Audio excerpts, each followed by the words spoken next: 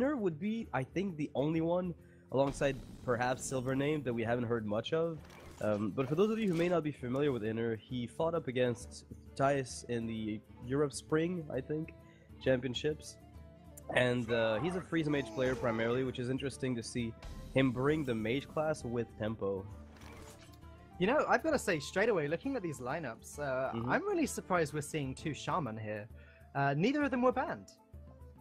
I think in last year's standing, it's not as bad, because some people, you can build a lineup that targets it a bit more, or at least doesn't struggle against it as much. In Conquest, it's a guaranteed win they get every single time.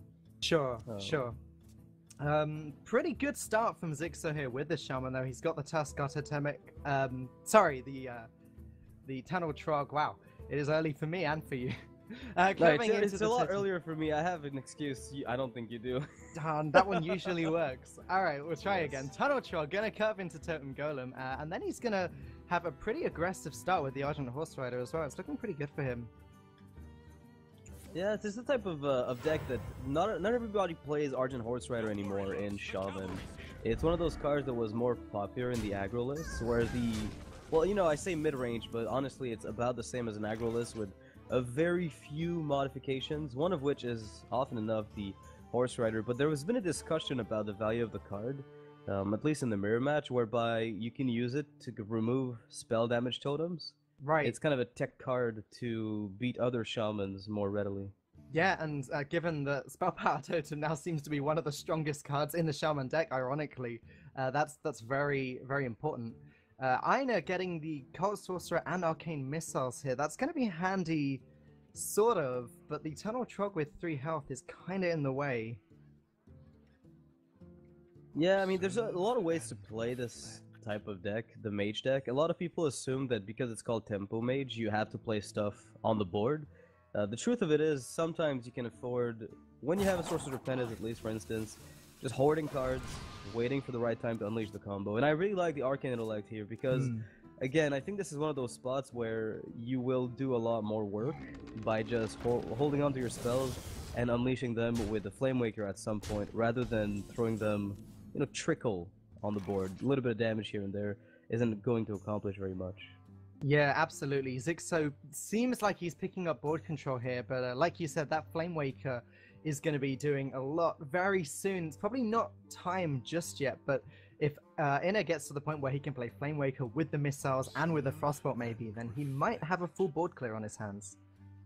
Yeah, a little bit awkward mana-wise. I mean, he is at 4 mana and he needs a lot more than that to unleash all the cards, but again, it's a matter of, you know, what he wants to do this turn. He can go for Frostbolt Ping, remove 2 minions off the board, and I'd say weather down quite a bit of the aggression. The problem with that is that the Totem Golem suddenly doesn't have any more clear answers, and he'd need to dig for an Arcane Blast to deal with the Totem Golem, because alongside the Cold Sorcerer, that would allow him to deal 4 damage to it. Yeah, Arcane Blast is a very strong tool that unfortunately Iner doesn't quite have. He's going to go with your play, Frostbolt Ping. I like that a lot. At least he's gone from taking a lot of damage next turn down to just 3, which is definitely not as bad. He's going to have Fireball to take out a Thing from Below if that comes down soon. So he's in an okay position, but he does need to put a stop to this Totem Golem sooner rather than later. Alright, so Iner picks up the Azure Drake, which is not a bad card in spots like these, but with the...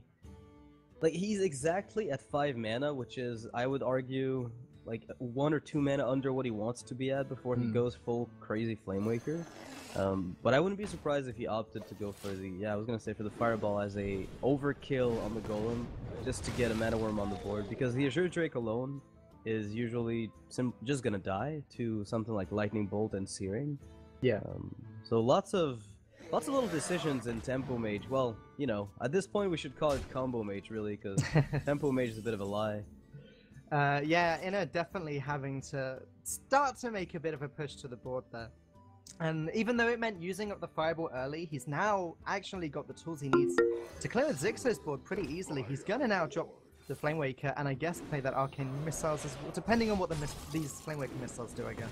Right, there's a chance that they end up killing both minions, but otherwise you want to make sure everything's out, plus you also buff the Mana Worm and push damage, which is really important because as long as the Flame Waker's on the board, you effectively have 2 extra spell damage on those missile spells.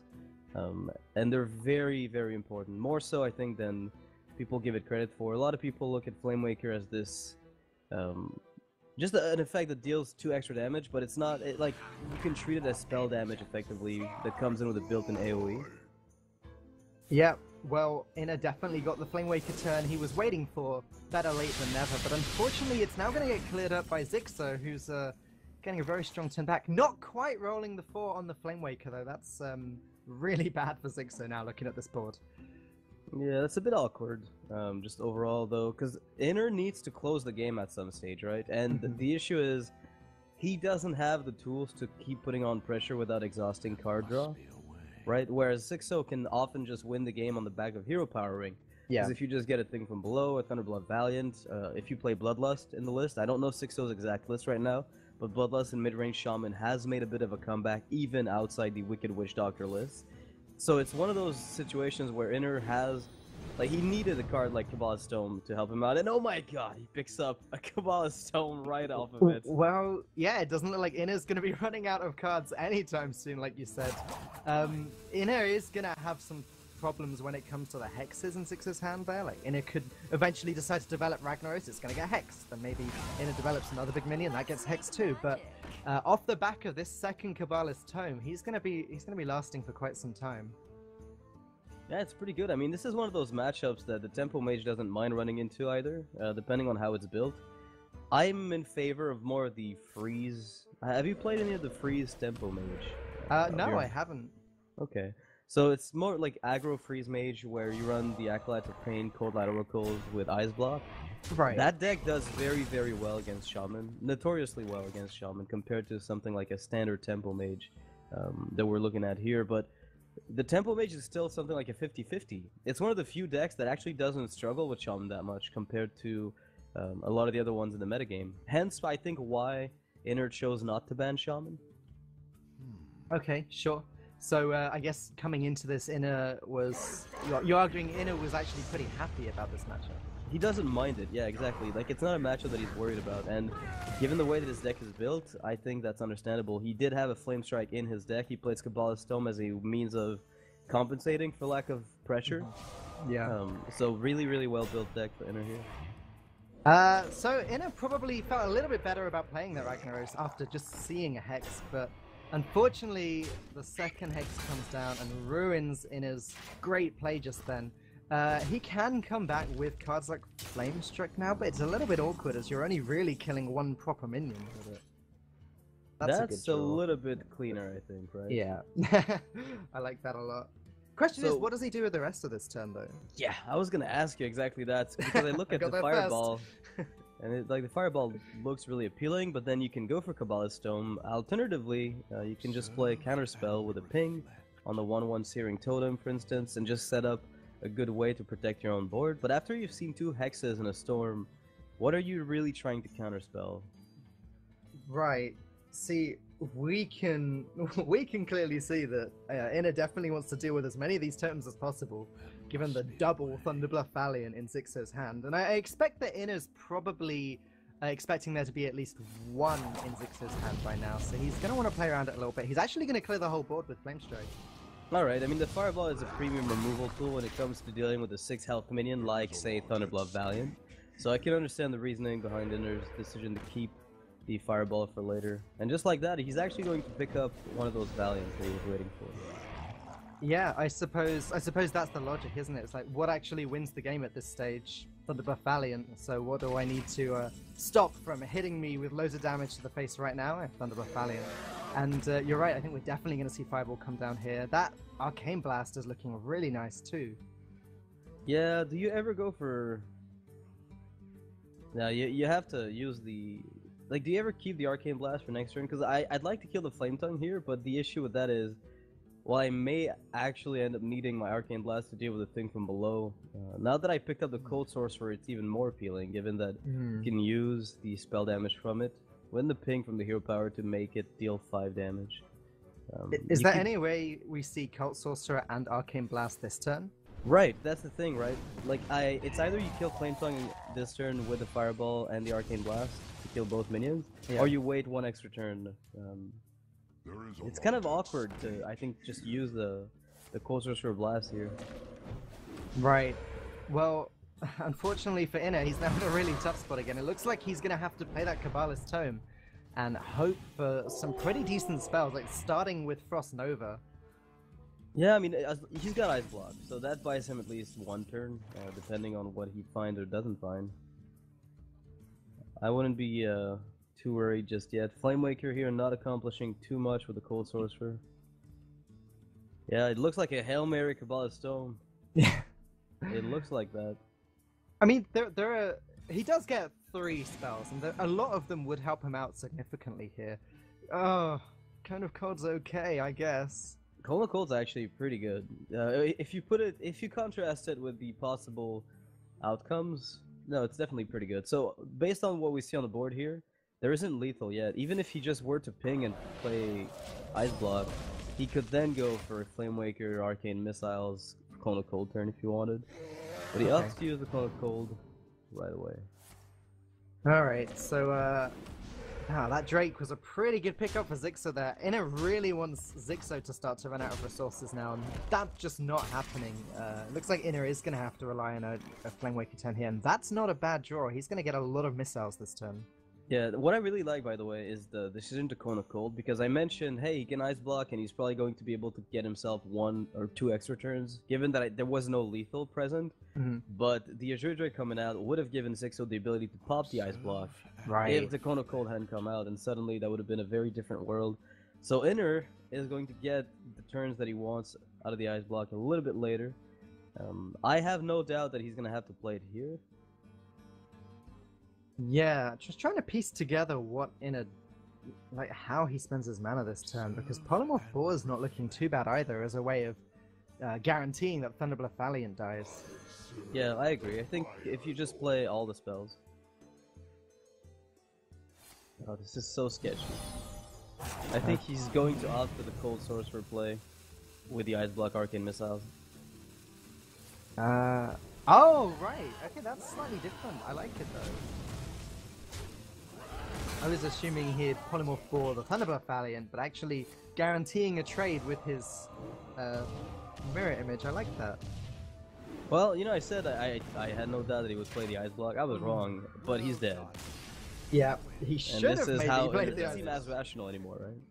Yeah, and Iner switching into Control Warrior here, I mean, that's a deck that isn't necessarily that strong against Shaman, just because, like you said earlier, Shaman can just press that magic hero power every single turn and has infinite threats that Iner has to deal with, and Iner only has so much removal.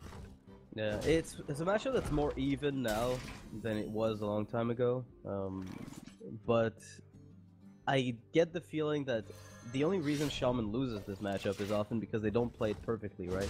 Because it's one of those matchups where the moment you have the intel on how to manage it, suddenly you never lose it as Shaman. You just press your hero power, and you win. Yeah, you're right. It's just about managing how much you stick on the board at any specific time. Like, how much do you want to play into Brawl? The Shaman wants to bait out the Brawl so that he's just killing a bunch of totems for no reason, but what the Shaman can do is make the board seem threatening enough so that even though it is just a bunch of totems, the risk of Thunderbluff Valiant or Bloodlust or something is enough where the warrior has to brawl it anyway. And I would like to point out that Xixo rolled 2 spell damage totems back to back, and Iner had to exhaust his War Axe on it since that was a really big scare. I wonder if he would have used the axe on any other possible totem. Like, assume it was Stoneclaw or Healing Totem, does he throw that axe into it? Probably not the Healing Totem, but...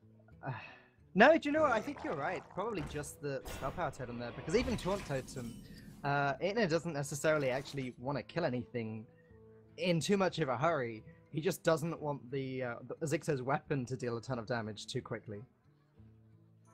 Alright, well, a 5-5 against a 3-5 contest very nicely. Now, Iner has the option of going for Acolyte of Pain and Blood to Ichor, so you simply slow down a bit, you draw yourself an extra card, get minions on board. I guess you are slightly vulnerable to a Lightning Storm turn. Say it were to be another spell damage source, like Blood Mage Thalnos, or Hero Power, 25%. But I wonder if that's not like the safer line of play. I guess it depends. Like, what does Iner want to get? So if he does play the Acolyte of Pain and Blood to Ica, is he playing this in order to develop a bigger board, or is his main intention there to draw some cards? I think it's a bit of both at the same time, as opposed to slamming. Because if you slam, you can definitely get yourself again the extra card we were talking about. The upside of the slam play is that you also get to weave in the extra hero power. So it's really down to whether or not you think fighting for the board is going to be relevant, and he judges that it's not. I guess Iner's a little bit already started playing this for the long game. Probably wants to pick up that Justica sooner rather than later. But he is going to need to keep this board nice and small, Xixo's board.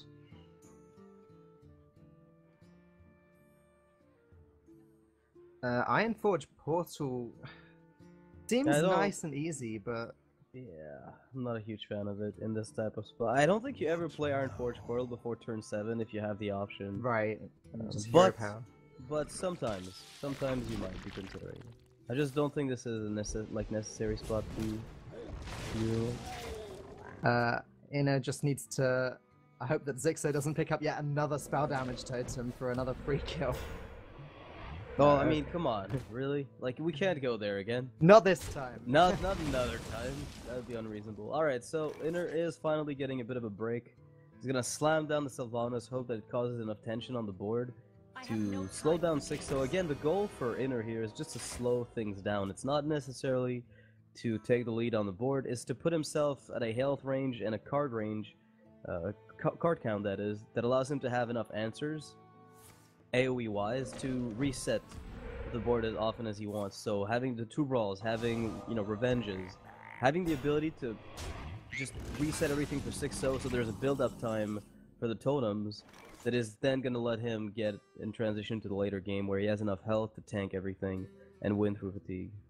Right, and I'm wondering if, because now we've seen the Sylvanas from Iner, do you think that it might be accompanied by a Cairn and an Azoth? Or is this just a regular control warrior that just happens to run a Sylvanas? We don't know yet. I mean, I don't have the deck list for Iner, but we've seen a lot in the Azoth control warriors, at least in the... Like, in the tournament scene of recent memory, at least, there's been quite a lot of it. I don't know if you'd bring that to the last row standing necessarily. Right. Because I don't know how often you sweep with it. That is a welcome sight. It is, but this board of Xixos is starting to look pretty big. Though, again, it is just a bunch of totems. I guess sooner rather than later for the Justicar. Iner kind of makes the investment and hopes that he doesn't get hit with too much damage this turn. Yeah, but Xixo here is, like, honestly, Xixo has the option if you wanted at this... In this exact spot, I think, to just use a single Thunderbolt Valiant and push a ton of damage. The issue with that play is that, again, your goal as Xixo is to basically do exactly what the warrior, you know, doesn't want you to do, which is play it slowly. Because the warrior wants you to commit just a little bit too much to a brawl. And in this case, if Xixo were to play the Thunderbolt Valiant, even though you push with a ton of damage, he commits 3 minions, 2 Flame Tongue Totems as well as a Thunderbolt Valiant to 1 brawl. So he's effectively losing himself value that he could otherwise wait on. Yeah. Double Harrison. Do this. Wow, there's actually an Ooze in Xixo's list on top of the Harrison. Wow, that is heavily teched out for some warrior and other shaman, I guess. Iner's doing an okay job at not using too much removal at the moment, but he is falling further and further behind on the board. Yeah, Xixo is playing this perfectly. I like the way he's conserving his cards. I mean, I say perfectly, but again, this is the way I would play it, so I'm obviously biased. I just really like the way Xixo's deciding to conserve resources in the matchup. It's not one of those things where I think it's obvious and clear-cut how you want to play it. You know, there's an argument for playing Thunderbolt Valiant there to push damage on the last few turns. I think you're right. I think the Thunderbolt Valiant was really tempting, but Xixo's done a really great job here, and that one Flame Tongue Totem is still alive, still dealing a ton of damage. Argent taking advantage of it with the Argent Horse Rider there to push even more damage. Iner's gonna have to start using removal sooner, even before he sees the Thunderbolt Valiant at this rate. Now, this is such a depressing side if you're Iner, right? Every single time you seem to have weathered down some of the aggression coming on the board, There's more. And these totems are always threatening, no matter what happens. So whenever you just clear it 1 minute at a time with your spells, say Bash, your Slams, your Blood to Acres, even though at the end of the day you feel like you're ahead, you never really are. Because the moment there's too much on the board, you have to reset over and over and over, and it just never seems to end. Yeah. Like, what does Iner do about this board? This is definitely not a brawl board. Ravaging Ghoul on its own doesn't quite do enough. Is this just maybe Acolyte tank up pass? It's so awkward. I think it's tank up pass is what it is. That's how, I mean, just straight up tank up pass. There can't be a Thunderblood Valiant play because there's 4 totems already on the board, so there can't be the use of the hero power from Xixo. Right. So just by virtue of that, you know there's 4 damage on board per turn, and you've seen 2 Flame Tongues, and you have your own hero power to wait it out. So unless you see Spirit Claws or Thing from Below, I'd wait it out. But Yeah, Iner is going to put down stuff. That was a good point, actually. At the end of the day, Xixo's only dealing 4 damage a turn, and Iner's going to be tanking that up anyway. I quite liked your play of just tank up pass, but Iner goes for putting a minion on the board, and Xixo's going to just ignore it. Yeah, again, Iner's game plan in the long term should just be trying to minimize the amount of damage that stays on the board. Like, letting your opponent, you know, get the Thunderblood Valiant buffs on his totems is a bit sketchy sometimes. You know, for instance, if you kill a Stoneclaw here, and you leave 3 other totems up, then suddenly the Thunderblood Valiant can be played and punish you. So it's a matter of how much from the board you end up clearing, if you're Iner. Yeah, it's a really awkward position. It's sort of... Iner sort of has to clear everything or clear nothing at this stage. It's not a nice position to be in. The Thunderblood Valiant, with the 3 other basic totems and also Totem Golem, is an instant 8 damage. Yeah, Alright, looks like Ravaging Ghoul. Yeah, Ravaging Ghoul seems to be the way he's gonna go for this. I don't particularly dislike it. I think it's pretty wise of him to use his Slam. Because, like, one of the issues that he's running into right now is the amount of time that the game's gonna go on for, and if fatigue becomes an issue, if he wants to Slam, it's gonna have to be without card draw at this stage. Unless he's desperate for an extra answer, the Slam is likely gonna come down on the board where it's not going to draw cards. Right. He chose not to use it here. Interesting. No, but actually using Execute on Totem Golem, that's that feels really bad for Iner. Especially because soon, maybe not quite just yet, but soon, Thunderblood Valiants and Thing from Belows are going to start to come down, and Iner is running out of ways to remove them. Yeah, Xixo again, he's got 2 minions on board. Tunnel Trog, Yeah. Argent Horse Rider. What's the play? It's basically gonna be as slow of a play as you can make it. You just let the warrior brawl your board of totems when he's scared. For the time being, because you haven't seen anything, you're eventually gonna have to bait that brawl. Oh man, that's a bit Yeah, it looks like Xixo Especially. knows Iner isn't going to play Brawl until he absolutely has to, so Iner probably will get to hit a Thunderblood Valiant with the Brawl. I mean, that's the hope. Iner, that's what he's trying to do here. And as long as he's got tank up to mitigate most of the damage on the board, he'll be fine. That's the important part to keep in mind. Now, this often comes down for the warrior to at least Starseeker doing work if you don't have threats to end the game at the end. Because Xixo hasn't drawn that many cards compared to the warrior. Now, there has been an Acolyte of Pain that draw 2 extra cards for Iner. And the shield block as well. So, I think he's also behind on fatigue, even if very slightly. Wow. Iner picking up Ravaging Ghoul there, kind of wishing he still had the other one. And that last turn for Iner was the fastest tank up pass I've ever seen. It looks like he really is committed to that line of play. He's going to go ahead and play the second Ironforge portal now. Not really sure what it accomplishes though. Again, I think Ironforge Portal is one of these cards that is sorely difficult to play.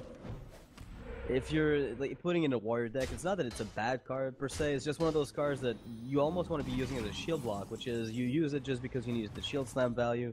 You rarely use it for tempo gain, which is what was done here. And now with 4 totems on board, there cannot be a Thunderblood Valiant play. With Xixo, he's got 2 minions on board. His little leftover from Maelstrom Portal, the 1/3, as well as the Horse Rider, so I'm just gonna sit it out. I'm heading fatigue. Let's see where this goes. Yeah, I mean, it's sort of... until that point, it's kind of just stalemate at the moment. Xixo dealing 4 damage a turn, Iner tanking up 4 damage a turn. But you're right, Iner's going to need to do something soon, or at least get some really good legendaries from Elise, or maybe a Yogg-Saron. I mean, one of the big issues of Warrior for a long time was, hey, I only have 2 brawls, this sucks. Well, when you have Yogg-Saron, that's effectively a 3rd brawl. The problem with that is the variance level of Yogg-Saron is high enough that you might not be wanting to commit to it that much. I mean, it's still not a desperate board. When you're 6-0 and you see this brawl, you're smiling inside. Yeah, and outside. He's oh boy. The problem is with Iner's Yogg-Saron though, is that it could just cast Sprint and lose the game that way. Precisely, yeah. There's so many ways Yogg would just lose the game immediately. It's maybe even too much of a risk to play at all this game. That Yogg-Saron might actually end up being another random legendary, unless Iner gets desperate. I think this is one of those cards you end up cycling into another legendary very often as a warrior. Yeah, against decks that go this long. For instance, against aggro shaman, it's less of an issue. But against mid-range shaman, you know the game is going to go long, so you don't want to be drawing yourself some extra cards. And just like that, the Ooze is going to find a sweet, sweet target. Yeah, you definitely don't expect that if you're Iner. Once you've already seen a house and Jones, you expect your Gorehound to be fine, I think, at that stage. This is not going to be good news for him. And he gives him the greetings. Oh, nice tech. Iner's also on his last card now, isn't he? And that should be the map to the golden... Yeah. There it is. And Xixo was probably waiting for the map for the golden monkey to come out before committing cards, because as soon as the cards are all turned into new legendaries, there is no brawl, there is no Yogg-Saron left, there's no revenge, it's all legendaries, and if they're not all Deathwing type cards, you're good. Or a replacement Yogg. Okay, first Yogg-Saron comes down. So this is how you gang up 5 times, right? Right, that's the plan, that's the win condition. Ooh, Shadow Ward Horror is excellent. Wow. That's a Yogg if I've ever seen one. Now you gotta give him charge. Oh wait, he can't stack face anymore. Oh, that's not good. That is never good. And the Hex. Okay, well at least Iner didn't draw any cards. Okay, so you can still get just a card from Map to the Golden Monkey. Right. You know, it'll get you an extra bit of health. Yeah. That'll be times. the Priest Hero power though, won't it? Yes, it's gonna be pretty miserable, but... Oh wait, Finley into Justicar, there we go. Right. Let's solve the issue. Random legendaries can do it. It's just a question of will they do it. And with the amount of cards that he's got to turn into legendaries, I don't know that his chances are particularly good. And to go back to the point we made before the game even started, or got underway, you know, you mentioned how difficult the matchup was for Control Warrior, and I think too many people rate it as a 50-50 matchup compared to, like, the truth of it, which is at the highest level of play, the matchup is so skewed towards Shaman, it's not even funny. Yeah. Which is why Iner's not going to be feeling good about this series at all coming out of this game. I mean, in last year's standing, you try and switch into a counter, and when you're 2-0 down, you're definitely feeling bad. Nexus Champion Sarad. So all you need here is to get gang up, and then you gang up your Nexus Champion, and you keep doing it every time. Right. That's the trick. And Wolfram Shield is a pretty cute card. Unfortunately, not the most effective one. And you know, so given the chance, I think Iner wouldn't mind ganging up this golden monkey with with how his hand's looking at the moment. Yeah, but then you only get one because you turn the rest out, right? Yeah, they become other legendaries though, so probably better than Moros and Blood Mage Thanos right now. I'll take a Nexus Champion, Sarad. He's a cute guy. Here's gang up Nexus Champ all day. Alright, Iner, show me what you've got. How good are you at Hearthstone? Roll the dice.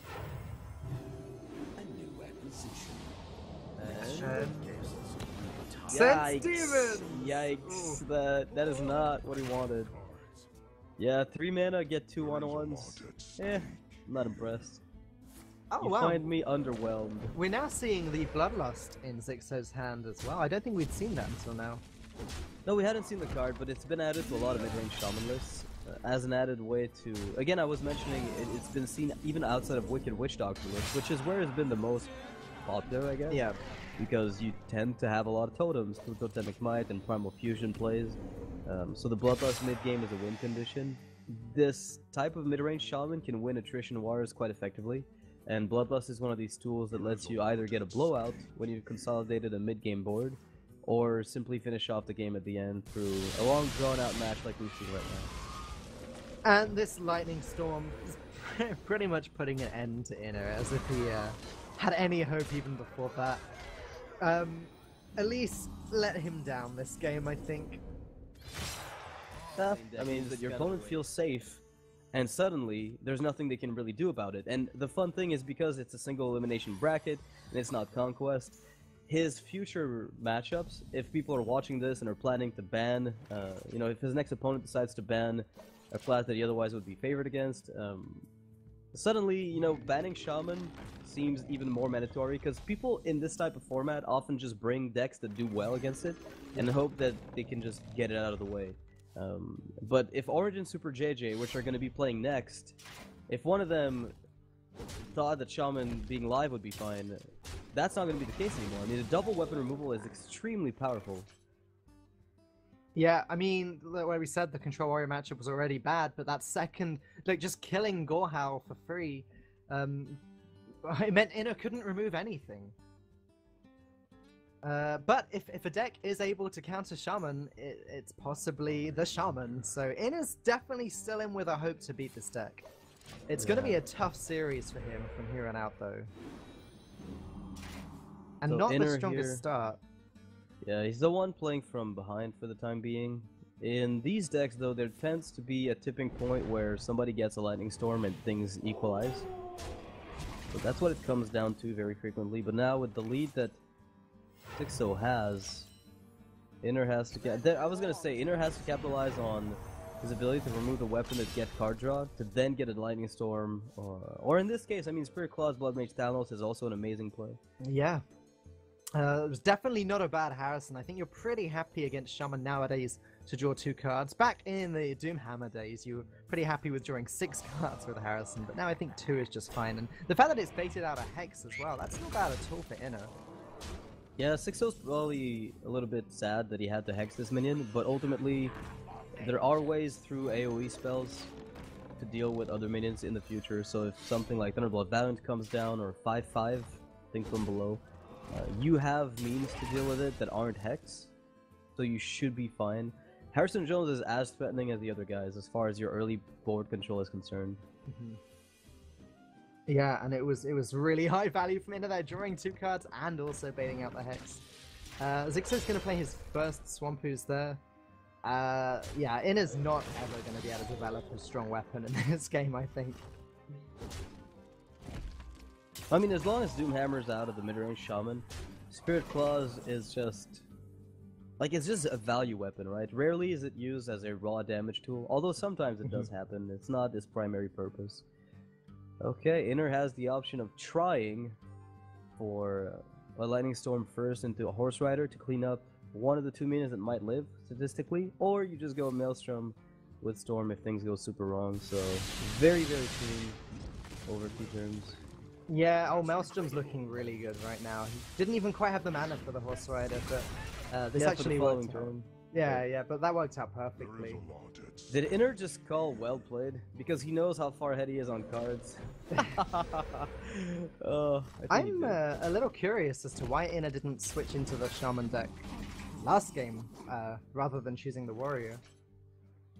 I'm a little surprised by that too. The thing is, Xixo probably could have switched decks, and against 66% of the lineup, then maybe Control Warrior felt better. I just don't think Control Warrior is good enough against Shaman that you'd want to bring it out. So yeah, I mean, I can't imagine he was expecting to run into Shaman. The thing is, Hunter's also pretty bad.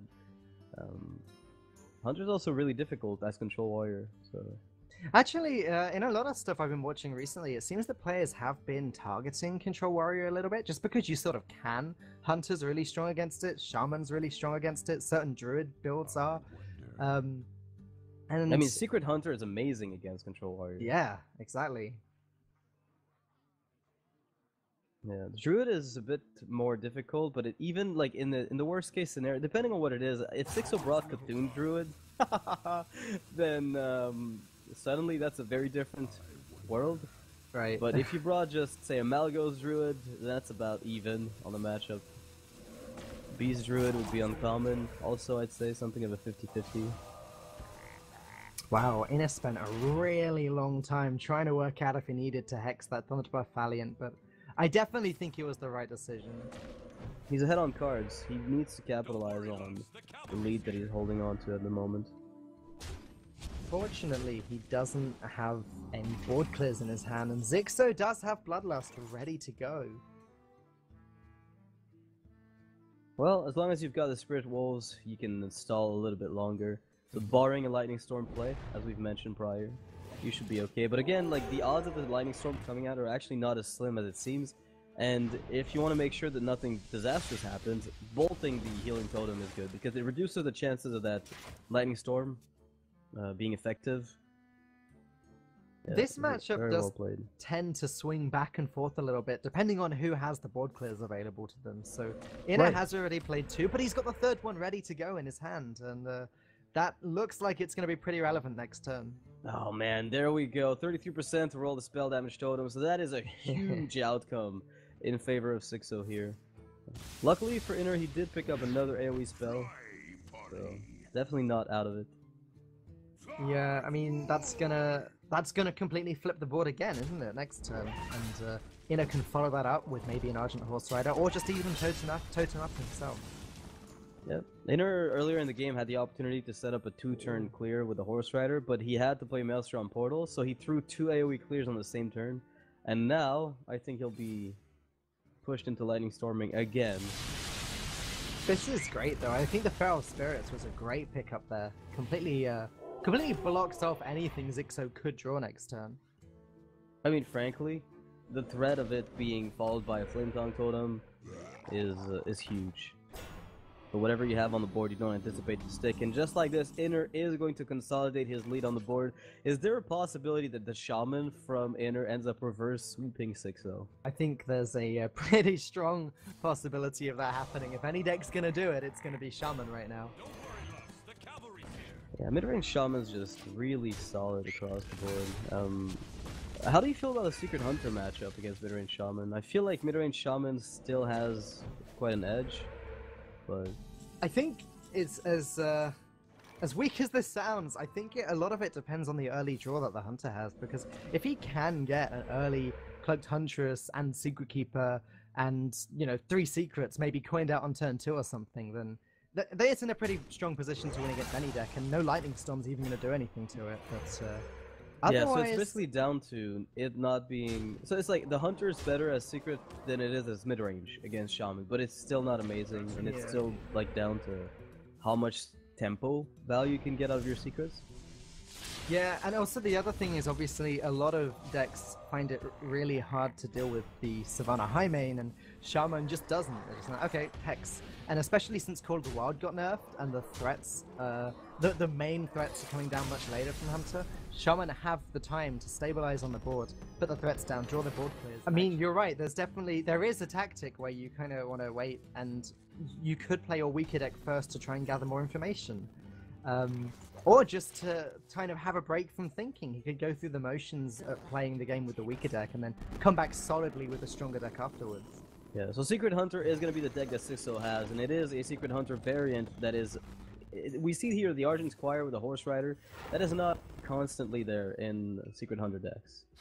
It's not always there by a long shot. This is an amazing hand from Xixo, though. He's got the Huntress and 2 secrets ready to play next turn. That's exactly what I said a minute ago. That's the strong start.